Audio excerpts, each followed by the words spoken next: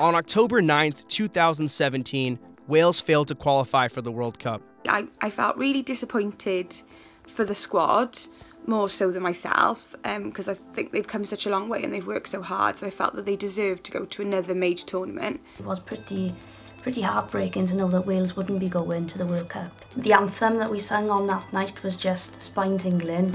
This is a beautiful dream cut cruelly short. If I felt any pain or despair after that final whistle blew in Cardiff back in October, it's because we came so tantalizingly close. After being drawn in a very winnable group with Serbia, Ireland, and Austria, and despite several key injuries, they stayed close to the top of the table during the entire qualifying campaign. On the final day, they faced a do-or-die match with Ireland at home, but lost 1-0, sealing their World Cup fate. But unlike most countries that fell short, this is not a disaster, only a disappointment for Wales. They've been enjoying an unprecedented run of success since their magical Euro 2016 run, and have captured the enthusiasm of a nation. With superstars like Gareth Bale, Aaron Ramsey, and promising youngsters in the pipeline, the future looks bright. Now, all eyes will turn to the 2020 Euros, where they'll try to build on their success over the past decade. Here are the 3 reasons why Wales failed to qualify for Russia 2018.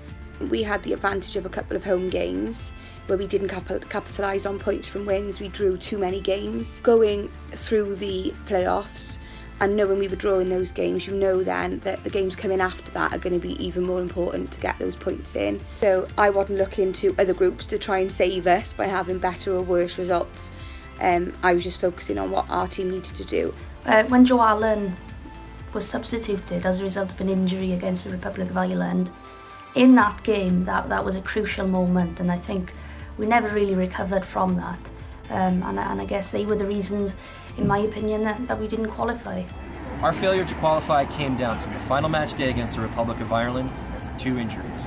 Gareth Bale was out with his calf, once again torn up, and Joe Allen went down with a 37th minute concussion right in the middle of the match.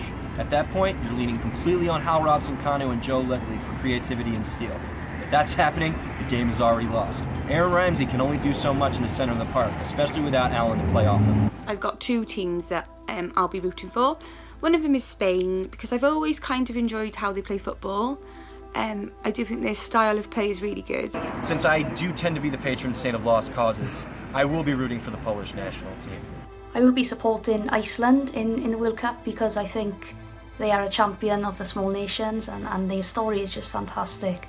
From Euro 2016 to qualify and being the smallest nation to qualify for the World Cup.